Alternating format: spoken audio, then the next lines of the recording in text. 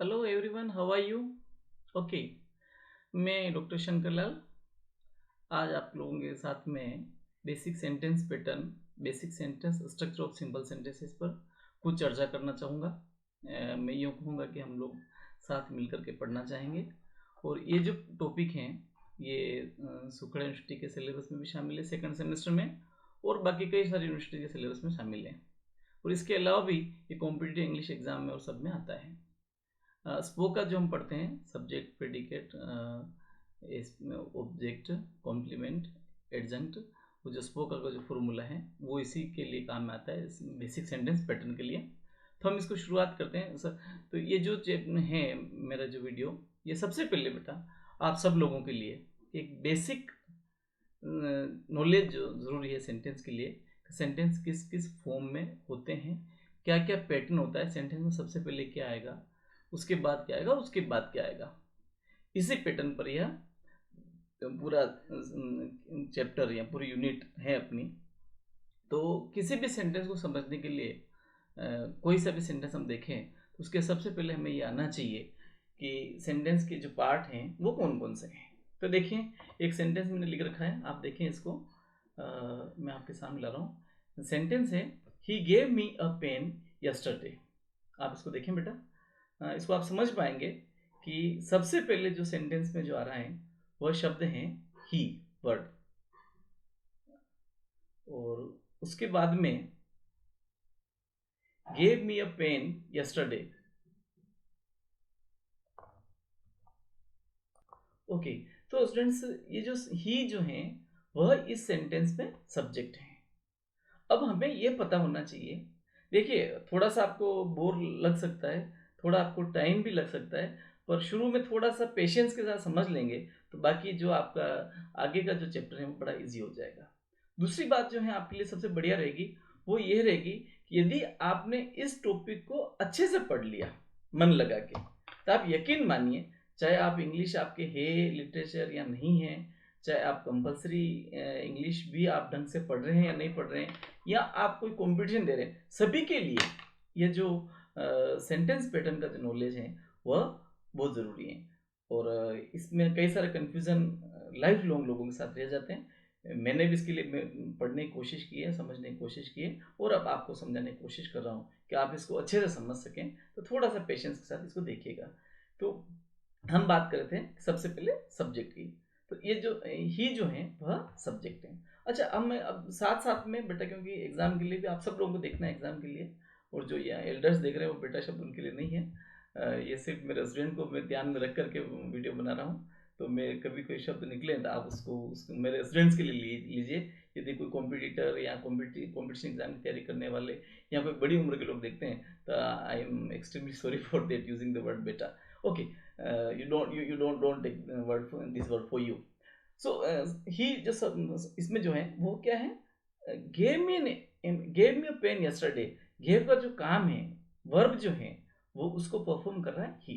तो हम इस बात को समझ लें कि कर्ता, कर्ता जिसको अपन हिंदी में कहते हैं, वह किसी भी काम को करने वाला, subject is doer of an action, ये जो है किसी भी कार्य को करने वाला है।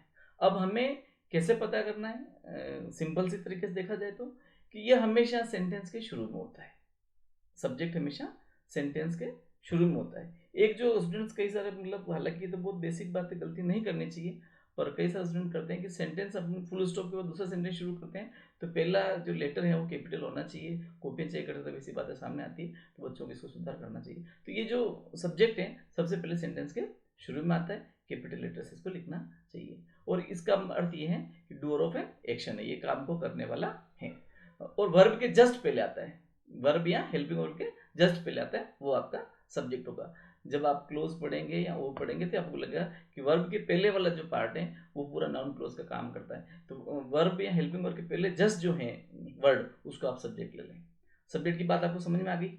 एक इसका जो सब्जेक्ट को पहचानने का तरीका और है कि वर्ब जैसे इसमें गेव है ना, he gave me a pen, तो व्हाट डिड ही गिव, उसने क्या दिया, तो ये तो आंसर ऑब्जेक्ट होगा, अ पेन।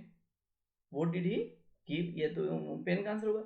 अब जैसे मैं पूछूं हु डिड गिव, ही, किसने दिया, उसने।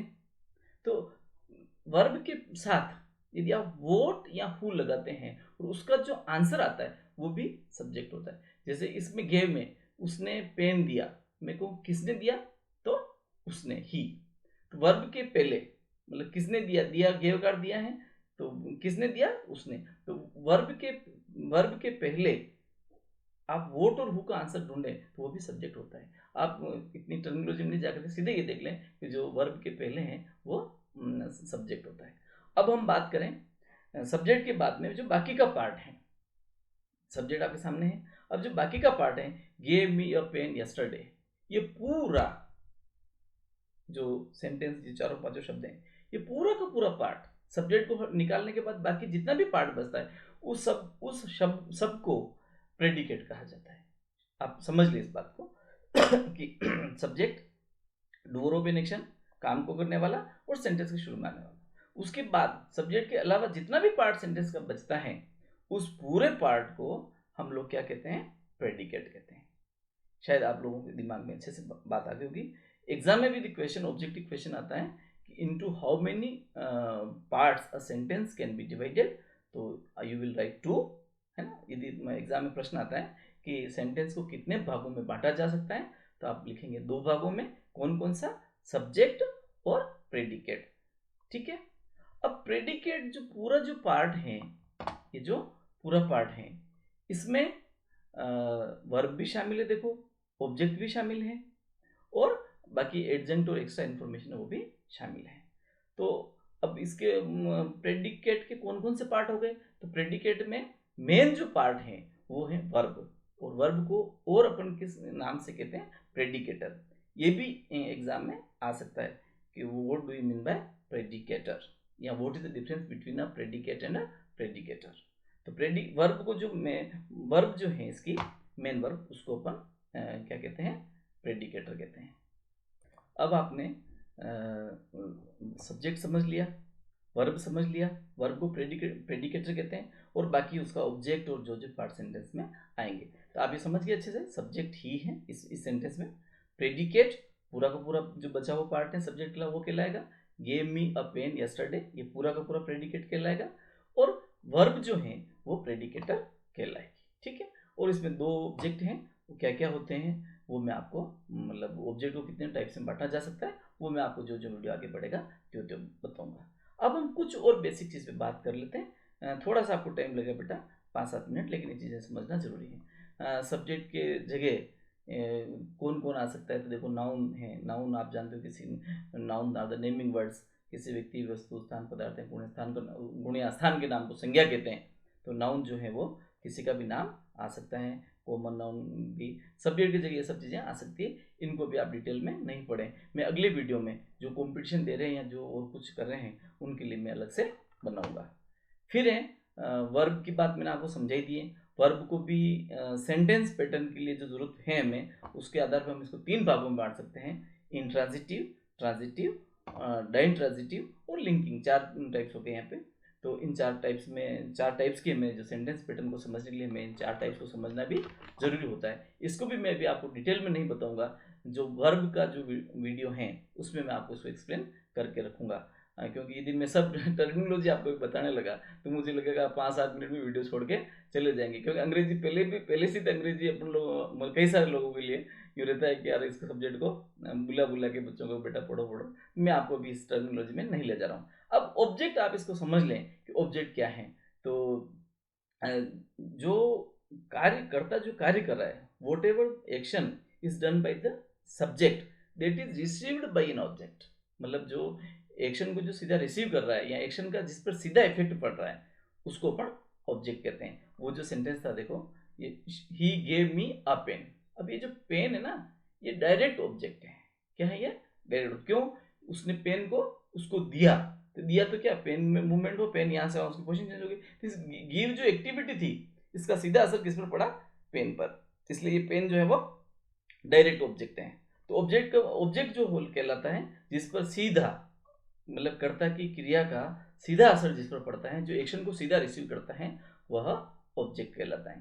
तो थैंक यू सो मच। यदि आप लोगों ने अभी तक का वीडियो देखा हो तो जो जो भी देखेंगे उसको मेरी ओर से धन्यवाद, कि आप इसको जो बेसिक इन्फॉर्मेशन है वो आप इसके बारे में पढ़ पा रहे हैं। फिर जो है कॉम्प्लीमेंट जैसे कहते हैं, कॉम्प्लीमेंट तो आप लोग आजकल आपकी भाषा का शब्द भी हैं बातचीत में भी, थैंक यू फॉर कॉम्प्लीमेंट, अच्छा कॉम्प्लीमेंट है ना, उसने मुझे कॉम्प्लीमेंट दिया, आप लोग जब बात करते हैं तब भी ये बोलते हैं, ये आपके ग्रामर में भी आ गया है। तो कॉम्प्लीमेंट आप किसी के भी लिए, मतलब देखो सेंटेंस में दो पार्ट हैं, सब्जेक्ट है या ऑब्जेक्ट है, तो आप दोनों में से किसी के लिए कहेंगे तो वो अच्छा बुरा जो भी अपन आगे पढ़ेंगे इसको डिटेल में, वो कॉम्प्लीमेंट कहलाता है। और एडजंक्ट मतलब एक्स्ट्रा इन्फॉर्मेशन, किस जगह पर, किस स्थान पर, कितने बजे, कितना समय, ये जो कई सारी चीज़ें हैं वो एडजंक्ट में आती है। तो अपन जो जो आगे बढ़ेंगे त्यों त्यों इसके बारे में बात करेंगे।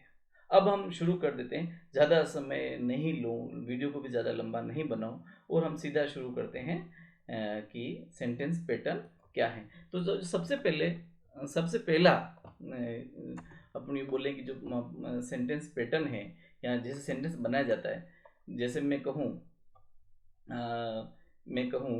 आपसे गो, है ना, तो उसमें यू छिपा हुआ, यू गो, है ना, तो ये इंपेरेटिव सेंटेंस है। और सेंटेंस पैटर्न क्या हो गया, सब्जेक्ट प्लस वर्ब हो गया। तो सबसे पहला जो सेंटेंस पैटर्न है बेटा, सब्जेक्ट प्लस वर्ब है। आप कोई सा भी सब्जेक्ट लिख दें और उसके आगे वर्ब लगाएं तो वो आपका पैटर्न हो जाएगा। एग्जाम में दो तरीके से क्वेश्चन आता है, एस प्लस वी लिखा हुआ होगा, तो आपको इसके साथ में, जैसे ये एस देखो, एस प्लस वी लिखा हुआ है, मैं इसको नीचे कर लेता हूँ क्योंकि बाकी सब में ऐसे ही था, ये शायद इसमें अलग सा रह गया है, तो मैं करेक्शन भी हाथों हाथ ही कर लेता हूँ। ओके, तो ये देखो सब सब्जेक्ट बर्ड्स और वर्ब फ्लाई। ऐसा कोई भी आपके मतलब एग्जाम में ऐसा आता है, मतलब कोई भी नाउन प्रोनाउन प्लस वर्ब लिखा हुआ आ रहा है तो आप उसको एस प्लस वी कर दें, और यदि एस प्लस वी लिखा हुआ आ रहा है तो आप कोई सा भी नाउन प्रोनाउन लगा करके आगे कोई सी भी वर्ब लगा दें। ये आपका पैटर्न, एक जो पैटर्न है वो सोल्व हो जाएगा। ये तो मैंने आपको सीधा सा शॉर्टकट तरीका बता दिया मैंने, जैसे आपको शॉर्ट ट्रिक्स अपन कैसे कर सकते हैं। अब इसमें एक समझने वाली बात ये है कि बिल्कुल एक्यूरेसी के साथ जो किया जाए इस पैटर्न को, वो ये है कि सब्जेक्ट के बाद में जो वर्ब आती है वो इंट्रांजिटिव होती है। अब आप कहेंगे सर ये क्या परेशानी डाल दिया आपने, पहले तो आपने सिंपल सा कह दिया कि सब्जेक्ट प्लस कोई सी वर्ब लिख दो। देखो बेटा, नी मामा बच्चे काणो मामू, ठीक है, नहीं समझ में आया ज़्यादा अच्छा तो ये भी कर लेना, नंबर तो थोड़े बहुत आ ही जाएंगे। बाकी बात ये है सब्जेक्ट के बाद जो वर्ब का जो पैटर्न है उसमें इंट्रांजिटिव वर्ब लिखी जाती है। और इंट्रांजिटिव वर्ब क्या होती है, ऐसी वर्ब जो सब्जेक्ट के साथ लगती है और उसके बाद में सेंटेंस के अर्थ को पूरा करने के लिए और किसी की जरूरत नहीं पड़ती है। यूँ कह सकते हो कि जिस वर्ब को ऑब्जेक्ट की जरूरत नहीं पड़ती है, या जिस वर्ब के साथ अपन क्वेश्चन लगाएं कि कौन, किसको या क्या, तो उसका उत्तर नहीं आता है। जैसे बर्ड्स फ्लाई, पक्षी उड़ते हैं, अब इसके आगे आपको किसी किसी की जरूरत, किसी ऑब्जेक्ट की जरूरत नहीं पड़ती। इंट्रांजिटिव वर्ब को ऑब्जेक्ट नहीं चाहिए, ट्रांजिटिव वर्ब होती है वो ऑब्जेक्ट लेती है। जैसे मैं बताऊं, आई गिव, मैंने कहा मैंने दिया, तो क्या दिया, अब मैंने आई गेव, मैंने दिया, क्या दिया, तो आप पूछ लोगे वो what did I give, pen, pencil, whatever, money, जो भी। तो मैं यदि यहाँ लिख दूं आई गिव, आई गिव, है ना, तो ये जो सेंटेंस है ये इसके इसके ऊपर क्वेश्चन आएगा, आप लोग फट से कि सर समझ भी नहीं आपने क्या दिया, क्या है क्या नहीं है ना। ये यदि मैंने लिखा तो इसके इसके लिए अपने मन में क्वेश्चन आएगा। लेकिन बर्ड्स फ्लाई मैंने कहा तो कोई क्वेश्चन नहीं है, क्योंकि इस फ्लाई जो है ये वर्ब, इसको किसी अपना अर्थ कंप्लीट करने के लिए और किसी ऑब्जेक्ट की, मतलब आगे किसी शब्द, ऑब्जेक्ट शब्द की जरूरत नहीं है। शब्द का मतलब ऑब्जेक्ट ही है, वर्ब के बाद जस्ट ऑब्जेक्ट ही आता है, तो इसको, इस वर्ब को ऑब्जेक्ट की जरूरत नहीं। और इसको जो है ऑब्जेक्ट की जरूरत है। जैसे आई गिव, क्या देता हूँ, what, pen, pencil, whatever, जब मैं कुछ लिखूंगा तो ही ये सेंटेंस कंप्लीट होगा। तो आप समझ गए, मतलब ट्रांजिटिव और इनट्रांजिटिव वर्ब का फर्क। और जब कभी ये आता है, देखो जो बच्चे 100% अच्छे से मार्क्स लाना चाह रहे हैं वो इस बात का ध्यान रखें कि सब्जेक्ट प्लस वर्ब लिखा हुआ है, वैसे तो कई बार वो इंट्रांजिटिव भी लिख देते हैं ऐसे साथ में, ऐसे भी आ जाता है लिखा हुआ, है ना, इस तरह से भी आपको लिखा हुआ आ जाता है सब्जेक्ट प्लस वर्ब, और आपको पर्टिकुलराइज कर देते हैं कि आप इसमें इंट्रांजिटिव वर्ब ही लिखो। और जब ऐसा पर्टिकुलराइज आपको कर दिया है तो आपको फिर ऐसी वर्ब लिखनी है, आपको ऐसी वर्ब लिखनी है जो इंट्रांजिटिव हो। जैसे आई लाफ, मैं हंसता हूं, है ना, दे शाउट, वो चिल्लाते हैं क्लास में या कहीं पर भी हैं, जहाँ भी चिल्लाने के लिए बच्चों के लिए नहीं है, इसको बुरा नहीं माने। तो ये देखो, ये जो इस तरह के जो भी शब्द है ना, स्माइल, शाउट, फ्लाई, है ना, जो जो भी ऐसी ऐसी जितनी भी वर्ड मैंने ऊपर लिख भी रखी, कुछ क्राई है ना, रन है ना, तो इस तरह के जो वर्ड्स हैं, इस तरह के जो वर्ब्स हैं जिनको ऑब्जेक्ट की जरूरत नहीं पड़ती है, वो सभी इंट्रांजिटिव वर्ब कहलाती हैं। और ये जो पहला पैटर्न है सब्जेक्ट प्लस वर्ब, यदि केवल वर्ब लिखा हो तो आप सब्जेक्ट के बाद में कोई सी भी वर्ब लिख देना, और यदि आपको पर्टिकुलराइज कर दिया है इंट्रांजिटिव लिखा है, फिर आप ऐसी वर्ब ही लिखना जिसको कि ऑब्जेक्ट की जरूरत नहीं पड़े। ठीक है, अब हम आते हैं दूसरी बात पे कि सब्जेक्ट और वर्ब की बात अपन ने समझ ली।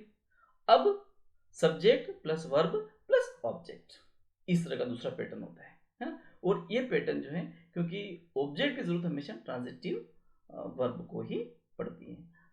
मैंने प्रेडिकेट में आपको कुछ एक चीज वो बताना रह गया था कि बेटा एक सेकंड के लिए आप वापस प्रेडिकेट पर आ जाएं। मैं इस subject plus verb plus object को एक्सप्लेन करूं, उसके पहले आप प्रेडिकेट को देख लें। उसमें एक चीज़ मैं बताना मेरे दिमाग से स्लिप हो गया थोड़े टाइम के लिए। एक एक्चुअली वीडियो के सामने बैठना है, कैमरे जैसा रहता है, और मेरा ये वापस पहला वीडियो है, मैं थोड़ा सा अनकंफर्टेबल भी फील करता हूँ कई बार। लेकिन अब क्या है कि समय की मांग है कि बच्चों को चीज़ों को अवेलेबल कराया जाए और बच्चों से जोड़ा जाए, तो मैं भी कोशिश कर रहा हूँ। अब प्रेडिकेट में एक जो खास बात है, इस प्रेडिकेटर का होना कंपलसरी है, और वो प्रेडिकेटर जो है वो फाइनाइट वर्ब होनी चाहिए। मतलब ऐसी वर्ब जो टेंस और सब्जेक्ट के अनुसार बदलती हो। जैसे इसमें गेव है, ये ही पास्ट टेंस है तो गेव हो गया, प्रेजेंट होगा तो गिव हो जाएगा, आई वी यू सब्जेक्ट होगा तो गिव रहेगा, ही शी इट नेम होगा तो गिव्स हो जाएगा। तो इसके जो प्रेडिकेट हैं, इसमें ये प्रेडिकेट तब भी माना जाता है जब इसमें एक फाइनाइट वर्ब, कम से कम एक फाइनाइट वर्ब हो। इसमें जो गेव है ये फाइनाइट वर्ब है। आप इसको ज़्यादा अच्छा नहीं समझ पाएंगे ना, आप इसको भी ज़्यादा अच्छा नहीं समझ पाएंगे, तो कोई बात नहीं, आप इसको छोड़ें। जब हम कभी इस पे डिटेल में डिस्कस करेंगे तो हम इसको फाइनाइट और नॉन फाइनाइट वर्ब के टाइप्स का जो अलग से वीडियो बनाएंगे, उसमें आपको सब चीज़ें बताऊँ। अभी आप सिर्फ ये देखें कि सेंटेंस और उसके बाद क्या आने वाला है, सेंटेंस पैटर्न हम कैसे बना सकते हैं और क्या सीख सकते हैं। उससे आपका काम जो है, आपको पेपर सोल्व करने में बहुत आसानी रहेगी। तो पहला पैटर्न अपन ने देख लिया था सब्जेक्ट प्लस वर्ब का, बर्ड्स फ्लाई, या जो जो भी शब्द हैं, ये मैंने एग्जांपल दिया, he runs, they laugh, she smiles, a child cries, है ना। तो ये जो शब्द हैं वो उसके साथ में सब्जेक्ट प्लस वर्ब के साथ में बनेंगे यदि वर्ब इंट्रांजिटिव है तो। अब हम जो अगला है वो subject plus verb plus object का पैटर्न, इसको हमें ध्यान रखना है। और मैं आपसे बार बार जो कह रहा हूँ, एग्जाम में यदि ये ऊपर वाला पैटर्न लिखा हुआ आता है तो आपको सेंटेंस बना के लिखना है, और यदि सेंटेंस आता है तो आपको ये पैटर्न बनाना है। दोनों तरीके से क्वेश्चन आ सकते हैं। और अगला जो क्वेश्चन आ सकता है मतलब ऑब्जेक्टिव टाइप में, वो ये आ सकते हैं कि भाई किसी भी टर्म के ऊपर आपको पूछा जा सकता है, तो उस पर भी आपको थोड़ा सा ध्यान रखना है कि भाई किस टर्म पे क्या क्वेश्चन बन रहा है। अब देखिए सब्जेक्ट वर्ब और ऑब्जेक्ट, ये भी बहुत इजी सा है ये, क्योंकि रूटीन में हम लोग इस तरह के सेंटेंस लिखते हैं, Ram killed Ravan, he gave a pen, they they drove a car, है ना। इस तरह के जो भी सेंटेंसेस हैं, शी ब्रोक अ चेयर, मतलब सब्जेक्ट वर्ब और ऑब्जेक्ट, जिस और इस वर्ब का जो है मतलब सीधा असर भाई इस पर ऑब्जेक्ट पर पड़ रहा है। जैसे राम किल रावण, किल का एक्शन क्या रहा, रावण की जान गई, है ना।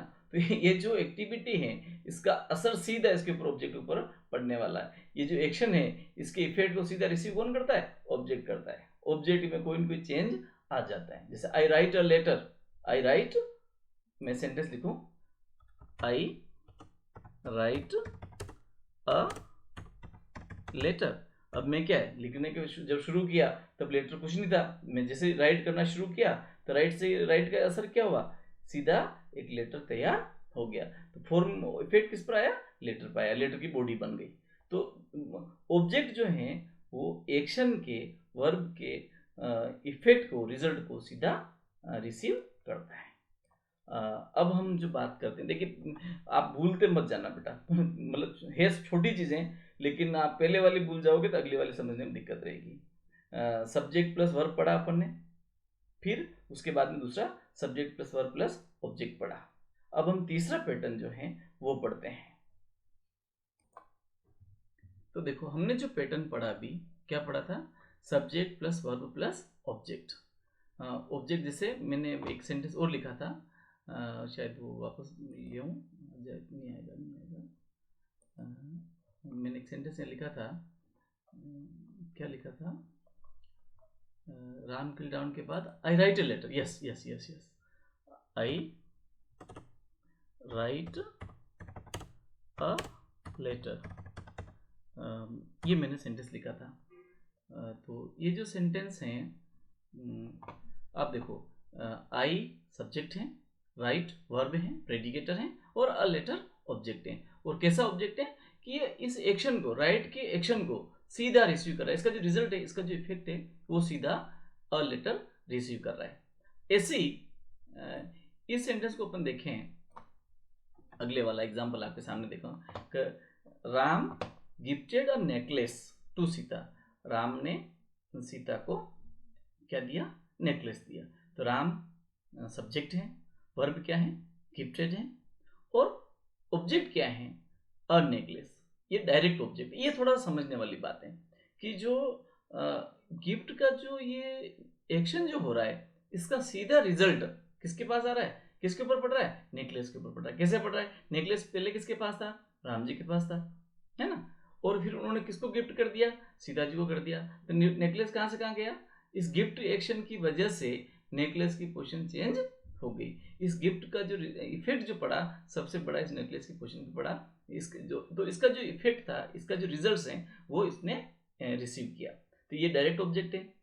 और जिनको दिया, है ना, हुम, वो इनडायरेक्ट ऑब्जेक्ट है। तो हमें ये एक पैटर्न एग्जाम में अक्सर आता है, कंपटीशन में भी आता है, और बाकी जगह, बाकी जो यूनिवर्सिटीज एग्जाम और दूसरे एग्जाम, उनमें भी क्वेश्चन पूछा जाता है। तो ये जो एग्जाम्पल है, या ये जो फॉर्मूला है, सेंटेंस पैटर्न है, इसको आप ध्यान रखें।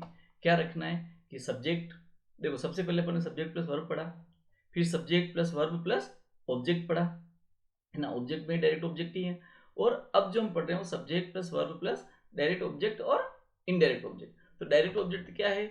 जो एक्शन को सीधा रिसीव कर रहे हैं, और जिसके लिए वो एक्शन किया जा रहा है, वो जो है वह इनडायरेक्ट ऑब्जेक्ट है। एक जो दूसरी बात, डायरेक्ट ऑब्जेक्ट जनरली वस्तुएं होती है। क्या होती है? डायरेक्ट ऑब्जेक्ट जनरली वस्तुएं होती है, और इनडायरेक्ट ऑब्जेक्ट जो है वह सामान्यतया लिविंग थिंग। सीता जी मतलब सीता माता एक महिला है, ऐसे ही मतलब जो लिविंग थिंग जितने भी हैं, मतलब वो अक्सर क्या होते हैं? इनडायरेक्ट ऑब्जेक्ट होते हैं। क्योंकि इस एक्शन का सीधा जो असर है, वह सीधा किस पर पड़ता है? इन वस्तुओं के, जो इनका इस एक्शन का जो रिजल्ट्स हैं, वो सीधा ये वस्तुएं हैं, ये रिसीव करती हैं। अब दूसरा एग्जांपल आप देखें, तो ये जो है subject plus verb plus indirect object plus direct object. तो इस तरह का जो है यह एग्जांपल, एक्स्ट्रा क्या है? राम, ओके, ये मैं हटाता हूँ, आपको कंफ्यूज करेगा। ओके, ये जो है से आपको कंफ्यूज करेगा, क्यों एक्स्ट्रा लिखा हुआ है। तो आप नोट्स भी उससे उतार पाएंगे, समझ पाएंगे। देखो सब्जेक्ट क्या हो गया? राम, वर्ब है गिफ्टेड, सीता अ नेकलेस। तो ये इनडायरेक्ट ऑब्जेक्ट पहले आ गया, आईओ लिखा हुआ है, इनडायरेक्ट ऑब्जेक्ट। इसमें राम सब्जेक्ट है, वर्ब गिफ्टेड है, इनडायरेक्ट ऑब्जेक्ट सीता है, और डायरेक्ट ऑब्जेक्ट नेकलेस है। इसमें पहले क्या था? सब्जेक्ट पहले राम राम, वर्ब गिफ्टेड, वो सेम का सेम। पहले डायरेक्ट ऑब्जेक्ट था, डायरेक्ट ऑब्जेक्ट क्या था? A necklace. और इनडायरेक्ट ऑब्जेक्ट क्या था? सीता। तो देखो एक चीज इसमें बिल्कुल ध्यान रखने वाली बात है कि जब कभी डायरेक्ट ऑब्जेक्ट पहले आएगा, है ना, और इनडायरेक्ट ऑब्जेक्ट बाद में आएगा, इनडायरेक्ट ऑब्जेक्ट के पहले कोई भी प्रीपोजिशन, चाहे वो टू हो, चाहे वो फोर हो, इस तरह का आएगा। जैसे मैं बताऊं आपको, मैं एक सेंटेंस और लिखता हूं समझाने के लिए।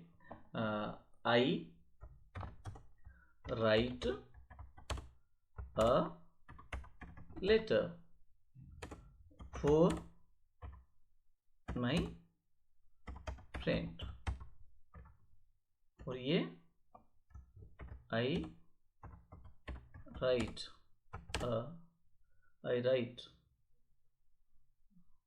इसका index I write my friend a letter. हालांकि ये तो थोड़ा सा कम जम रहा है सेंटेंस तो। I write my friend a letter, मैं इसको देख लूंगा बेटा। मैं वेरी ऑनेस्टली दूसरा सेंटेंस जैसे लेके हैं, she brought BROUGHT brought a pen या फॉर हर मदर है ना। और इसी को अपन चेंज करेंगे तो she brought her mother a pen. हाँ, तो ऊपर वाला सेंटेंस भी लगभग राइट है। देखिए आप लोगों को थोड़ा सा जब कभी आप पढ़ें तो आप लोगों को ये चीज़ें पता होनी चाहिए। आप 4 चीज़ें पढ़ेंगे, 10 चीज़ें पढ़ेंगे, तो जब कभी आप एग्जाम में बैठे हैं आप उसको सिमिलरली चेक कर पाएंगे। इसलिए अपनी स्टडी को जितना बढ़ा सकते हैं आप बढ़ाएं। क्योंकि मैं ये जो लिखा और सही है sentence, I write a letter for my friend, I write my friend a letter, उस पैटर्न के हिसाब सही है।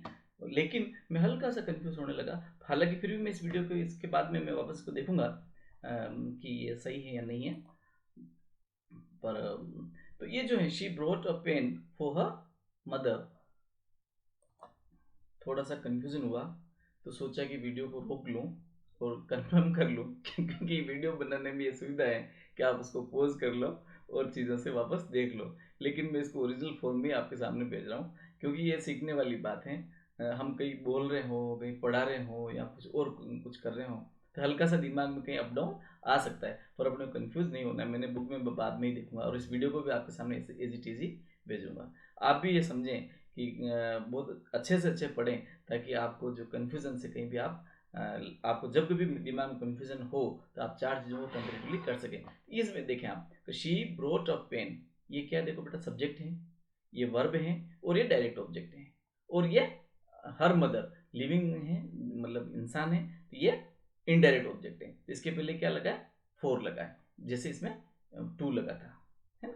सब्जेक्ट वर्ब डायरेक्ट ऑब्जेक्ट, ये नेकलेस और इंडायरेक्ट ऑब्जेक्ट 2 सीता। इसमें subject verb direct object a pen, फिर फॉर हर मदर, तो इसमें फॉर प्रीपोजिशन लगा है, अपनी माँ के लिए, वह अपनी माँ के लिए पेन लेके आई। तो ये डायरेक्ट ऑब्जेक्ट जब पहले होता है और इनडायरेक्ट ऑब्जेक्ट जब बाद में होता है तो इनडायरेक्ट ऑब्जेक्ट के साथ में फोर या टू या कोई भी प्रीपोजिशन लगता है। अगला देखें, she brought her mother a pen, इसमें सबसे पहले सब्जेक्ट है, फिर वर्ब है, फिर हर मदर इनडायरेक्ट ऑब्जेक्ट है। मतलब जो लिविंग थिंग्स होते हैं, लिविंग बींग जो होते हैं, मतलब सजीव, वो सभी क्या होते हैं, इनडायरेक्ट ऑब्जेक्ट होते हैं। और नॉन लिविंग थिंग अक्सर डायरेक्ट ऑब्जेक्ट होते हैं। ये डायरेक्ट ऑब्जेक्ट हैं और ये इनडायरेक्ट ऑब्जेक्ट हैं। तो she brought her mother a pen, यदि इनडायरेक्ट ऑब्जेक्ट पहले हो तो उसके साथ में टू या फोर या कोई भी प्रीपोजिशन नहीं आता है। और यदि इनडायरेक्ट ऑब्जेक्ट बाद में हो, जैसा कि इस पहले वाले सेंटेंस में, तो इसमें जैसे फोर आया है, पहले उसमें टू आया था, तो उसके साथ में कोई प्रीपोजिशन आता है। ये गलती आप एग्जाम में नहीं करें। अक्सर इस गलती की वजह से जो है वह क्या कहें अपन, सेंटेंस जो है वो गलत हो जाता है अपने से, और अपने जो मार्क्स हैं वो गड़बड़ हो जाते हैं। तो आप जो हैं इसको देखें।